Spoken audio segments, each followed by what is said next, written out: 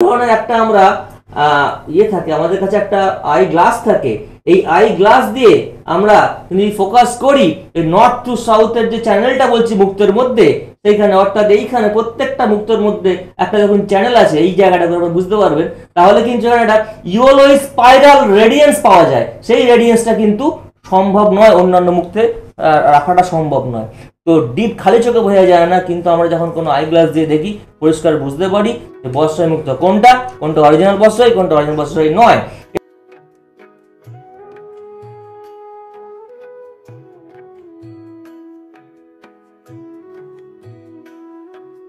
আমরা তো মুখোমুখি হই প্রতিদিন, অনেক কিছুরই আমরা মুখোমুখি হই। ইনফ্যাক্ট আমাদের লাইফের পথ চলার প্রত্যেকটা মুহূর্তেই আমরা, প্রত্যেকটা ঘন্টায়, প্রত্যেকটা মিনিটে এরকম অনেক কিছুর মুখোমুখি আমরা হতে পারি। কিন্তু কথা হচ্ছে সেগুলোকে কতটা আমরা গুরুত্ব দেব। একটা অনুষ্ঠানের কথাও যদি বলি, টিভি দেখার কথাও বলি, আজকে এই সময় আপনারা চ্যানেল টিউন করে দেখতে বসছেন প্রতিদিন, এই সবাই নিশ্চয়ই নন। সবাই দেখলে তাহলে তো হাই টিআর পি বলা এই অনুষ্ঠান এটা হয়ে যেত, সেটা তো নয়। কিন্তু যারা দেখেন তারা নেক্সট এপিসোড দেখতে মিস করেন না, কারণ তারা জেনে গেছেন, তারা বুঝে গেছেন প্রফেসর ডক্টর বাসু তাদের জন্য ভুলভাল কোনো বিশ্লেষণ নিয়ে এই অনুষ্ঠানের মাধ্যমে মুখোমুখি হবেন না। যতটুকুই বলবেন, যেভাবেই মুখোমুখি হবেন, কাজের জন্য মুখোমুখি হবেন, আর সেই কাজটাই তার পরিচয় হয়ে দাঁড়িয়েছে। আজকে অসংখ্য মানুষ, স্টুডেন্টরা তাকে একজন প্রফেসর মানুষ রূপে চেনেন। একটা নামজাদা ইঞ্জিনিয়ারিং প্রতিষ্ঠানে ইঞ্জিনিয়ারিং ডিপার্টমেন্টের সিনিয়র ফ্যাকাল্টি মেম্বার তিনি। সেখানে তার যেমন পরিচিতি এবং সাকসেস, ঠিক তেমনই অ্যাস্ট্রোলজির এই ফিল্ডে সেখানেও তার পরিচিতি এবং বলা ভালো ভীষণ রকমের খ্যাতি এবং ভীষণ রকমের জনপ্রিয়তা। কারণ একটাই, তার সেই কাজ। সো সেই কাজের মানুষটিকে নিয়েই আজকে যখন মুখোমুখি আমরা আবারও আপনাদের সামনে, তো দেখা যাক অনেক কিছুর মধ্যে থেকে এই অনুষ্ঠানটা বা তিনি কেন আমাদের মনের মধ্যে এভাবে দাগ কাটতে পারছেন। সো সরাসরি তার কাছেই চলে যাওয়া, প্রফেসর ডক্টর বাসু আমাদের সকলের মাঝে আরও একবার স্বাগত জানাই সকলের তরফ থেকে।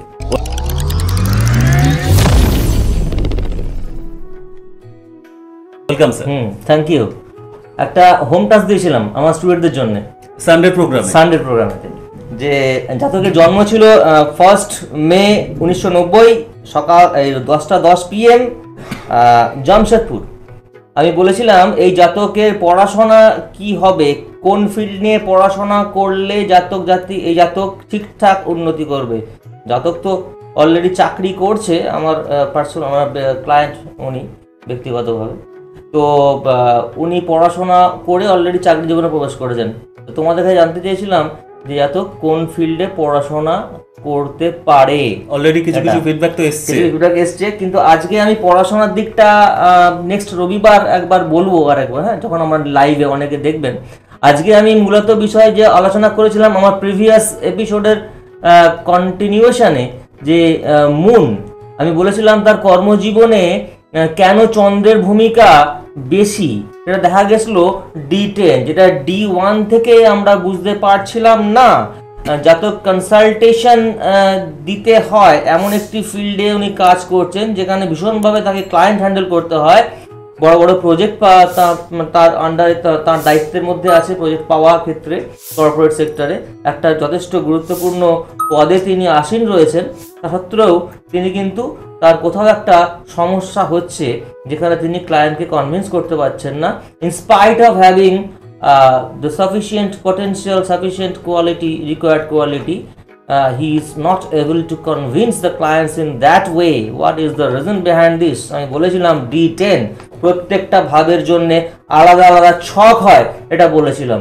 D1 দেখতে গেলে আমি যখন কাজের জায়গাটা দেখব, শুধু 10th হাউসকে ছেড়ে দিলেই হবে না। 10th হাউসে কি কি প্ল্যানেট আছে, বা 10th হাউসের লর্ড কোন জায়গায় বসে আছে, বা 10th হাউসের লর্ডের সঙ্গে কি কি গ্রহের দৃষ্টি পড়ছে, বা 10th হাউসে কোন কোন বেনিফিক বা ম্যালিফিক প্ল্যানেটের দৃষ্টি পড়ছে, এইটা তো থাকবেই। তার সঙ্গে নবাংশ থাকবে, তার সঙ্গে ভাব চার্ট থাকবে, তার সঙ্গে which is the special chart for this professional aspect of a native, that is the D10 দশমাংশ সেপারেট একটা চার্ট হয়। এর ম্যাথমেটিক্যাল ইমপ্লিকেশনের সুব্রত বোধহয় আমরা একটা আলোচনা করেছিলাম, কি করে বোর্ড ওয়ার্ক হয়েছিল, কি করে D10 চার্টটা আসছে। অনেক সময় দেখেছিলাম আমরা, বারবার বলেছি আমি, কোড ওয়ার্ক করে অনেক সময় দেখা যায় যে D1-এ প্ল্যানেটগুলো যে রাশিতে পোস্টেড রয়েছে বা যে লগ্ন রয়েছে ভাব চার্টেতে লগ্ন চেঞ্জ হয়ে যাচ্ছে।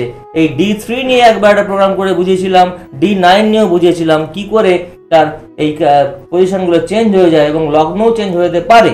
তাহলে লগ্ন যখন চেঞ্জ হচ্ছে এবং D10-এর লগ্ন মানে D10-এর জাতকের অর্থাৎ কর্মের জায়গাতে তার শরীর এবং মন, তার ফিজিক্যাল এন্ড মেন্টাল অ্যাটিটিউড D10-এর দ্বিতীয়, সে কর্ম করে কতটা সে অ্যাসেট দ্বিতীয় এবং ফোর্থ হাউস থেকে আমরা নিজের কাজ থেকে কতটা অ্যাসেট করতে পারবে।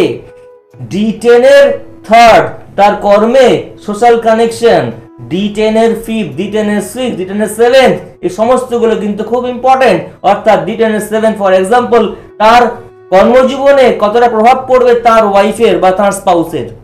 এই জায়গাগুলো অনেক সময় দেখা যায় বিয়ের পরে তার খুব ভালো ম্যাচ মেকিং হলে কর্মজীবন উন্নতি হচ্ছে, এমনি এমনি হচ্ছে, কিন্তু রিজনটা হচ্ছে অ্যাস্ট্রোলজিক্যাল রিজন সেখানে রয়েছে, অনেকের উল্টোটা হচ্ছে।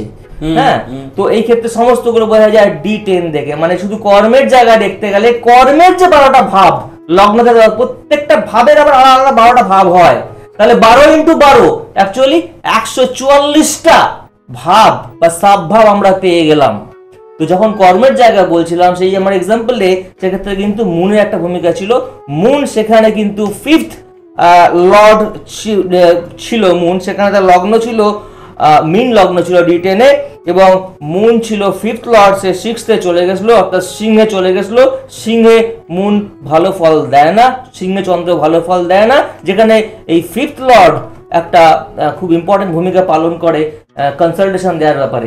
আজকে এই বলতে গিয়ে বলেছিলাম একটু প্রতিকারের ব্যাপারে বলবো, কেন মানুষ বলে ডেফিনেটলি সেই জায়গাটায় আসতে চাইছিলাম, কারণ আপনি ওই প্রোগ্রামের রেফারেন্স যখন দিচ্ছেন তখন সেই প্রোগ্রামে এটাও কমিট করে গেছিলেন যে রেমেডিয়াল প্রসেসটা নিয়েও আপনি একটু জানাবেন নেক্সট এপিসোডে।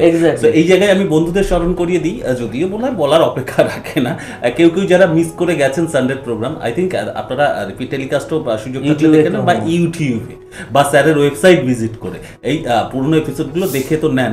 তো যদি মনের মধ্যে এইটাকে সিনক্রোনাইজ করার একটা ভাবনা এসে থাকে তাহলে ওই ফার্স্ট এপিসোডটাও দেখে নিতে পারেন, সার্চ করে নিতে পারেন। সো আসুন আমরা এবারে রেমেডির উপর একটু, যেটা বলছিলাম যে এই মুনের মেন প্রতিকার হিসাবে আপনারা জানেন বা চন্দ্রের মেন প্রতিকার হিসাবে আপনারা জানেন যে কি মুক্ত। এখন মুক্ত তো অনেক রকম হয় আমরা বলি, তো মুক্ত বলতে কি বুঝি সেটা বহুদিন আগে এটা বলেছিলাম, তো একবার রিপিট করে নিই। মুক্ত মানে ক্যালসিয়াম কার্বনেট, CaCO3। মুক্তে কি থাকে? Calcium carbonate. এবং প্রাকৃতিক উপায়ে তৈরি মুক্ত মানে ঝিনুকের যে স্টোমাক থেকে যে মুক্ত প্রাকৃতিক উপায়ে তৈরি হয় সেই মুক্ত খুব ভালো। তার উপর ডিপেন্ড করে কোন নদীর ঝিনুক বা কোন নদীর আমি এ থেকে মুক্তটা পাবো ভালো পাওয়া যায়। সবাই জানেন পৃথিবী বিখ্যাত মুক্ত, যেটা মানে এর থেকে উৎকৃষ্ট মুক্ত আর হয় না, সেটা হলো বসরায় মুক্ত। ইরাকের বসরা নদী, 150 বছর আগে সেই বসরায় নদী কিন্তু মজে গেছে, কিন্তু সেখান থেকে যা মুক্ত উঠেছিল সেই মুক্ত প্রচুর পরিমাণে, সেটাই কিন্তু হ্যান্ড টু হ্যান্ড চলে যাচ্ছে। তাই আজকে বসরায় মুক্তের ডিমান্ড এত বেশি এবং সত্যি বসরায় মুক্ত দারুণ কথা বলে, কিন্তু দুর্ভাগ্যের বিষয় এই বসরায় মুক্ত বলে অন্যান্য মুক্ত দিয়ে দেওয়া হয়, সেটা অতটা না, একেবারেই সেটা প্রতারণার জায়গায় চলে আসে।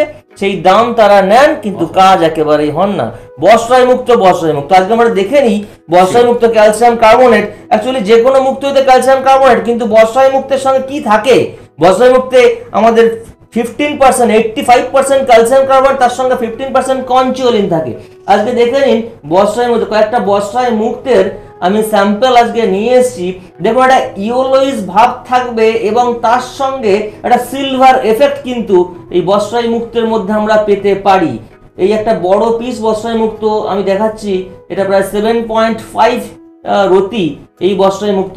আপনারা দেখতে পাবেন একটা ইওলোইস সিলভার এফেক্ট কিন্তু এর মধ্যে থাকে, কোনোভাবেই যেটা কালচার করে সম্ভব নয়। একটা মিক্সড, কখনো একটা ইওলোইস সিলভার এফেক্ট, এই মিক্সড যে এফেক্টটা এটা কিন্তু বসরাই মুক্তের ক্ষেত্রে একমাত্র সম্ভব। এবং বসরাই মুক্ত কিন্তু অতটা মসৃণ হয় না, প্রাকৃতিক উপায়ে তৈরি এবং এই কনচিওলিনের পরিমাণ এতটা কম, মানে 15% থাকে, তাই এটা আর কোনো রকম কাটিং করা হয় না। কাটিং করলে অতটুকু পরিমাণে নষ্ট। তাই তার জন্যে এই বস্ত্রায় মুক্ত আপনারা দেখতে পেলেন যোগেশ সামনেতে, এই বস্ত্রায় মুক্তের কতটা গুরুত্ব সেটা যারা প্র্যাকটিস করেন তারা জানেন, যারা নিয়েছেন তারা জানেন।